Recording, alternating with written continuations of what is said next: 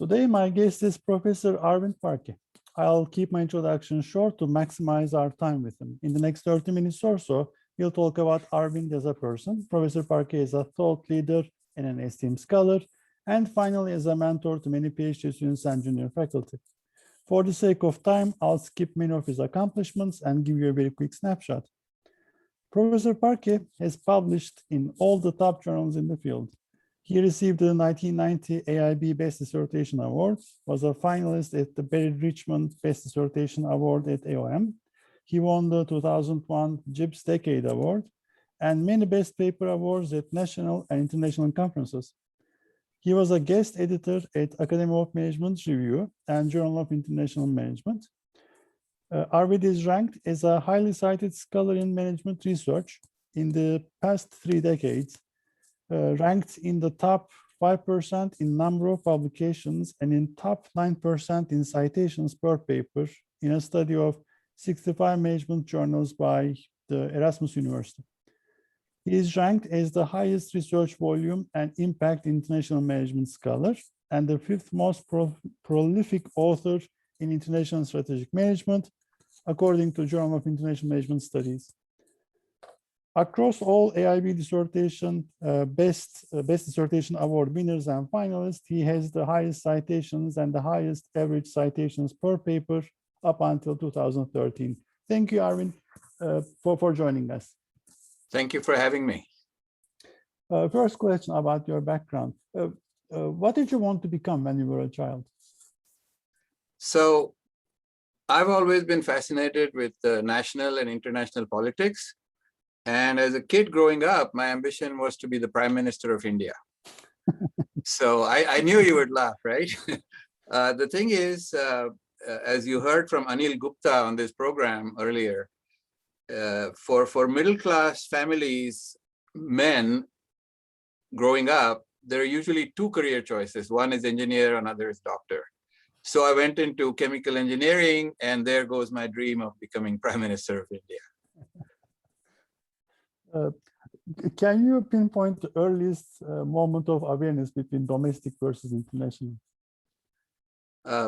Pinpoint, probably not, but I do remember President Dwight Eisenhower visiting Bombay, India, and I saw him. And so that was my first realization, I think, when there's a big, vast, wide world out there. And for the President of the United States to visit and me waving to him and so forth, that's as a small kid, of course. That was quite an experience, and that made me realize that there's borders and there's much happening outside of the borders of India and so on. And that's sort of my first realization that there's a big, big world outside of India. And how did you choose academia? How did I choose academia?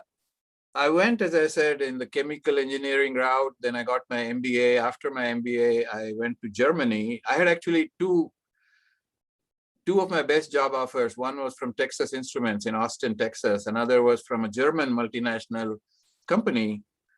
And the second one, the German offer, was extremely exciting. It was much, much higher pay, for one thing. For another, it offered all kinds of excitement of a new industry, printing and publishing industry, and it was a multi-billion-dollar multinational firm. They were looking to expand in the United States and so on. So just the thrill of it, the excitement, the risk level was higher, but the reward level was also higher.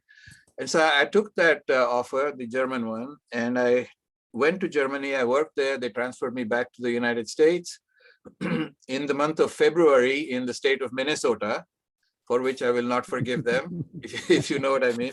But it was extremely useful experience, right? Europe, United States, lots of travel. And what I was doing basically was international business.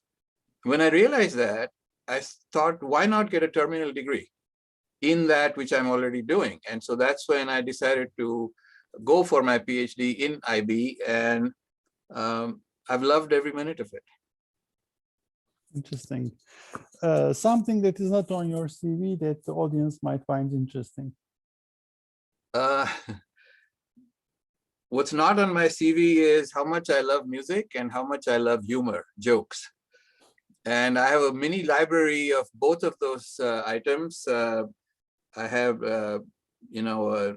lots and lots of jokes that I think are wonderful. And then I also have movies and CDs and DVDs and all kinds of collections of music that I like. And that's, I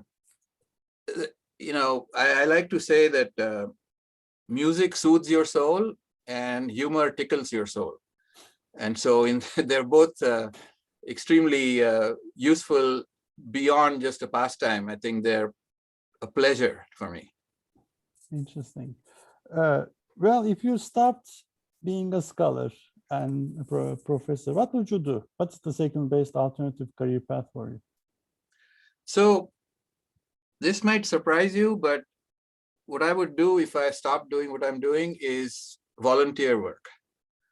Okay, don't get me wrong, academia has been very good to me. I've given my all in terms of research, in terms of mentoring and reviewing, editing, and coaching students and so on and so on, for my department, for my school, for my profession. And so I've given my all. Academia has been extremely good to me.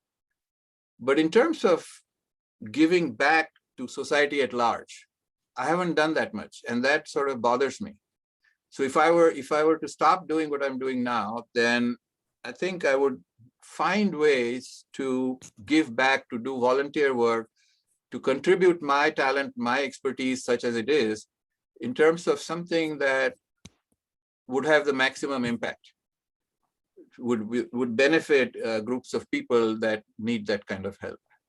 Do you have a volunteer in mind?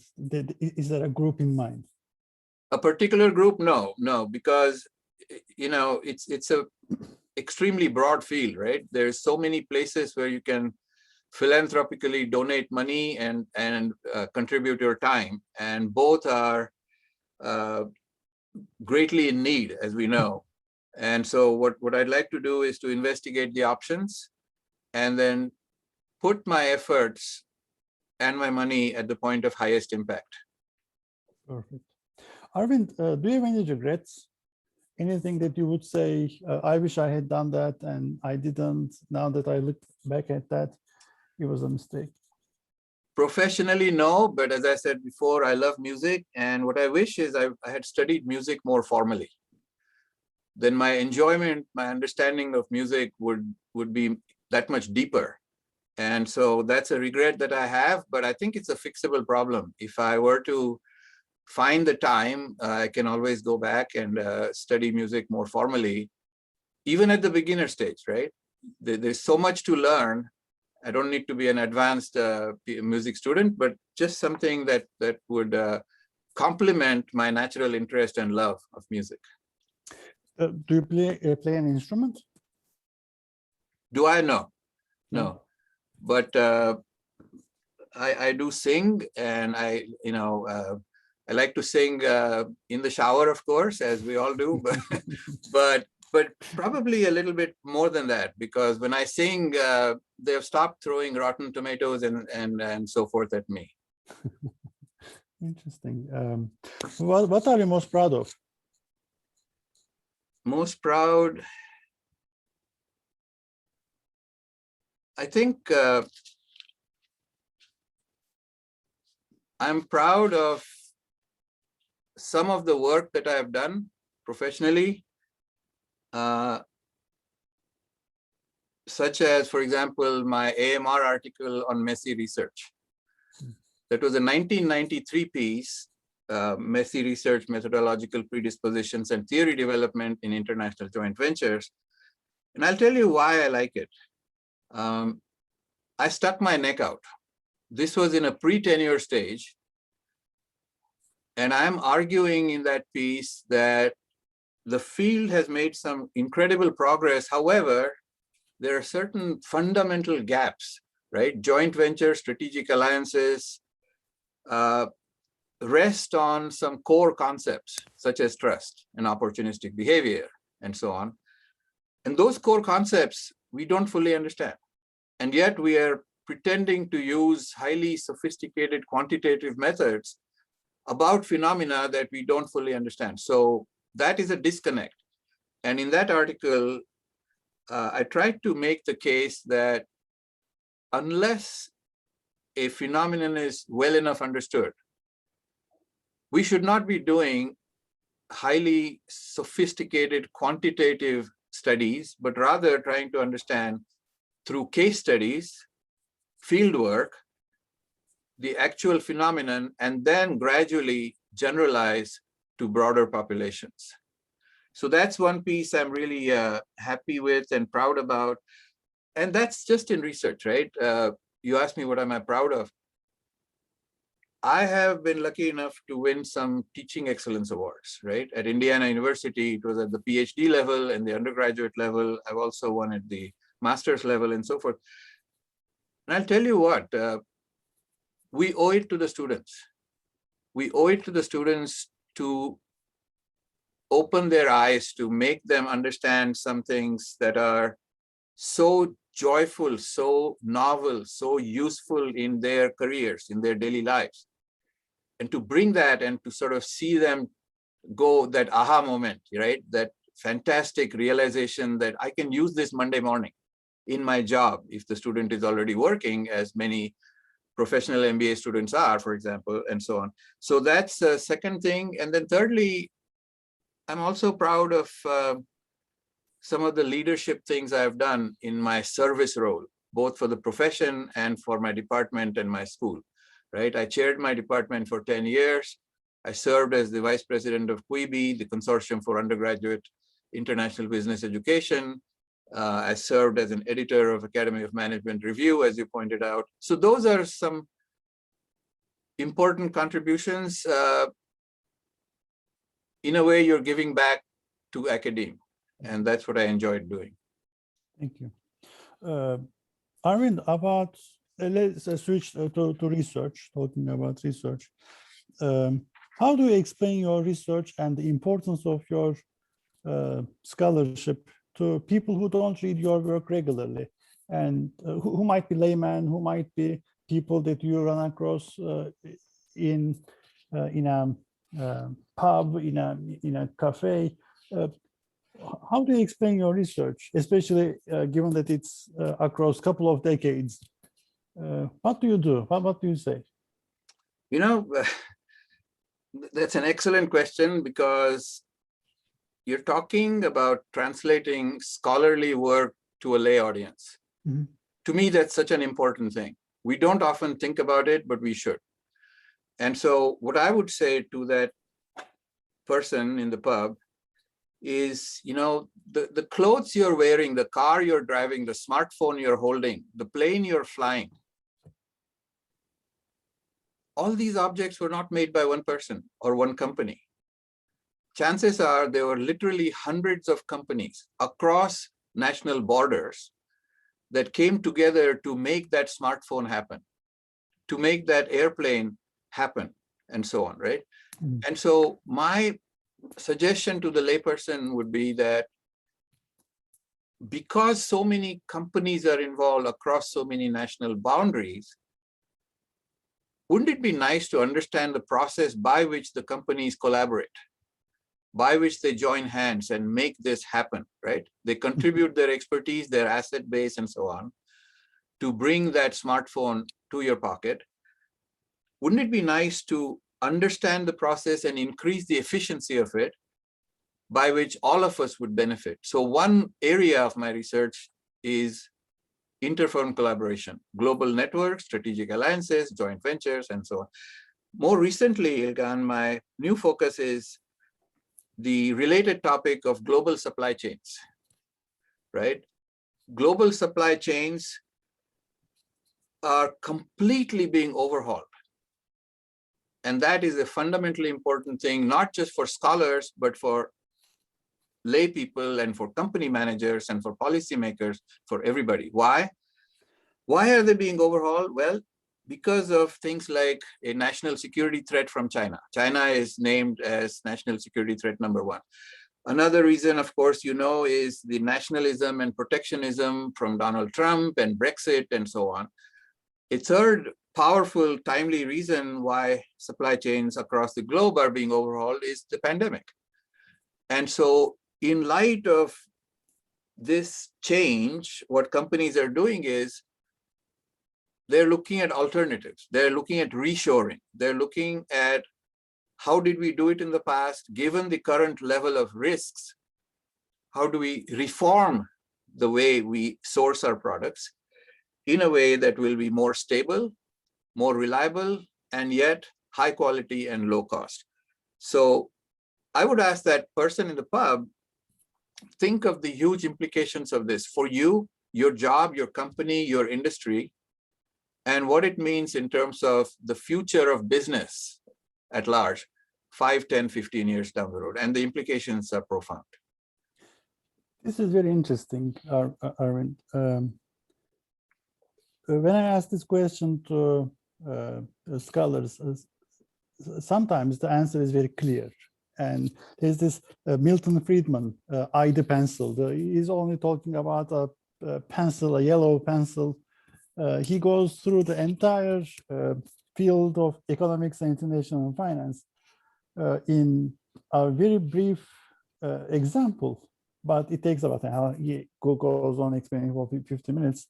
It's just so much clarity. I want to follow up on the three things you mentioned: China, nationalism, pandemic, or security related to global supply chain. About the next 5 to 10 years of the field, as far as research is concerned, the interesting areas to work on, things that we haven't done enough, omitted variables or neglected areas in IB research. What can you say about what's going to be the next new frontier? Again, excellent, timely question, because it goes to the heart of what I was saying before. Business increasingly relies on technology. With advances in communications and manufacturing and computing technology, business is being transformed. And that includes getting away from old-fashioned concepts like economies of scale.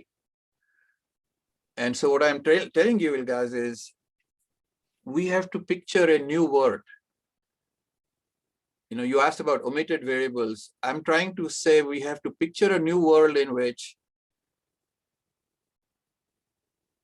companies are closer to their home because they can afford to be with new manufacturing technologies. We have to picture a new world in which the focus in IB research, which has been overwhelmingly on the M&E, the multinational enterprise, has to go beyond. M&E is an important unit of analysis, don't get me wrong. But international business by definition is interdisciplinary, and we have to recognize that business resides in a broader context. Business is impacted by politics, and it impacts politics. Business is impacted by culture, and it impacts culture. And so to the extent, just to digress for a second, in physics, there are 4 fundamental forces of nature, right? Strong nuclear, weak nuclear, gravitational, and electromagnetic. For decades, the smartest people have been trying to develop a grand unified theory. What I'm proposing here is we need a grand unified theory of business, not international business, because business by definition is becoming international, but we need a grand unified theory of business that pulls together these multiple levels of analysis, right? You start with the individual, then the group, then the company, then the industry, then the country and region, and finally the globe. You impact and you are impacted by all kinds of institutions. And so when you focus so heavily on the M&E, you're potentially ignoring or neglecting certain levels of analysis that are so fundamental. And so what I see happening in the next 5, 10, 15 years is this realization that, boy, we started off nicely. M&E is an important unit of analysis, but now let's go richer, deeper. Let's understand the context in which the M&E resides. And one very powerful specific tool for that, by the way, is network theory. Another powerful tool is systems theory, right? Both of these contribute strongly in terms of placing a company in its broader context, which includes its alliances, its networks, and other types of, I'm basically proposing something quite ambitious. For decades, physicists have been trying to develop this grand unified theory that brings together all forces of nature. This thing that I'm proposing will strike at that tension between comprehensiveness versus parsimony, right? You need to be parsimonious as a theorist, but you also need to include those phenomena that are directly relevant to what you're trying to study. And so it's a little bit like spanning the subatomic space inside an atom and the intergalactic space, right? Bringing those things together is possible, but not easy. And that is what I think we need to do as IB scholars. Well, what are some of the parameters of this grand theory? What does it cover, and what it doesn't? What does it not cover? So, what it covers will be driven by the phenomenon that you're trying to understand. What I'm saying is, there are some powerful examples we can give of scholars that develop unique insights, right? You can talk about John Dunning and OLI. You can talk about Michael Porter and the 5 forces and so on. What this involves is a theory of the firm as it is embedded in a broader global context, not just a theory of the firm in its industry, but in the larger economy, not just in the country, but in the global economy, right?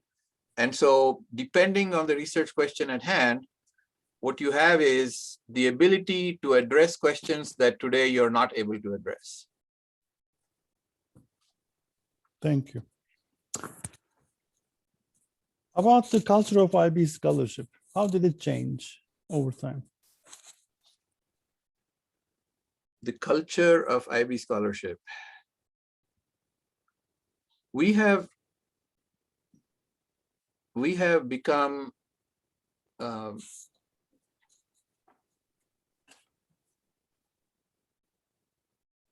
deeper, but not more relevant. We have mastered rigor, but not relevance. And so I think that's a change over time, over the decades. I was at Indiana University, which is one of the pioneers in international business research. John Fairweather, John Daniels, and others were at Indiana. That is a good start. But you start small and then you try to grow deeper. And I would like to see that what we do is not only rigorous, but also relevant. What we do informs policymakers in corporations and informs policymakers in governments. And that is something I think we are lacking as far as our impact, our actual adoption of ideas that are produced in our research in real life practice. To some extent, international finance is picked up by Wall Street instantly. But to a very large extent, what we do in other fields of business is not picked up. And that is something I think that we can and should try to change. Thank you. About advice and mentoring, what are some of the most common mistakes that you see junior faculty or PhD students to that you would say, what is your advice to them in general? Advice to junior faculty and PhD students is to build on what I was saying just a minute ago. Look for two things. One is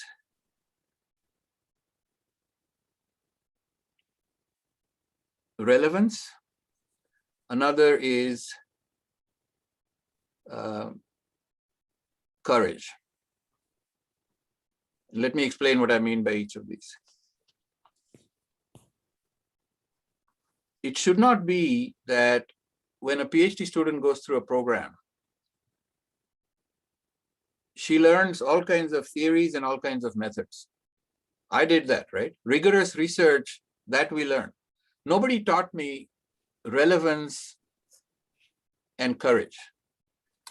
Nobody taught me that, like medicine, like law, business is a field embedded in practice. So we should not, like theoretical physics, particle physics, we should not pretend to be more precise than we can afford to be. We should interact deeply with real-life managers, real-life practice, and try to address issues and problems that are concerning real-life managers today. That's my point one in terms of advice, if I can offer advice to junior faculty. The second thing I said was courage.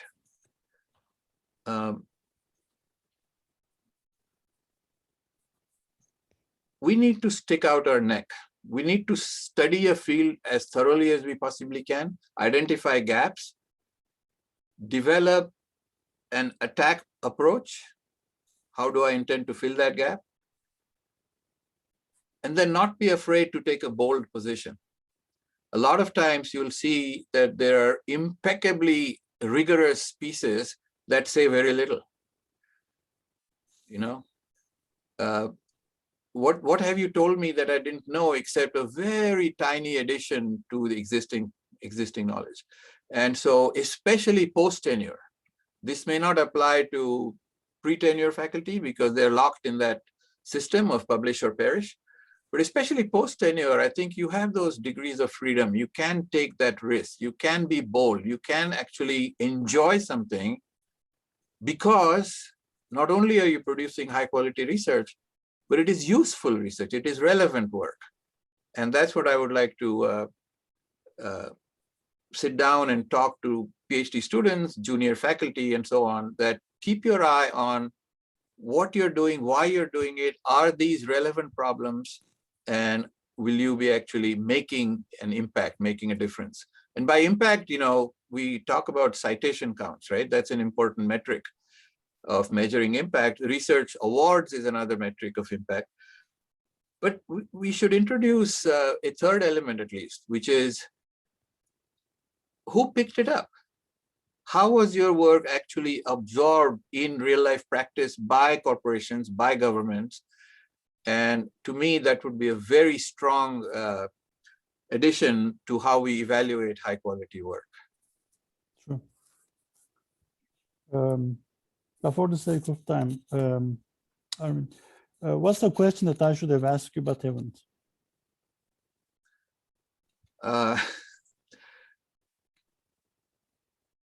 What you have asked has been quite thorough, but I think one thing that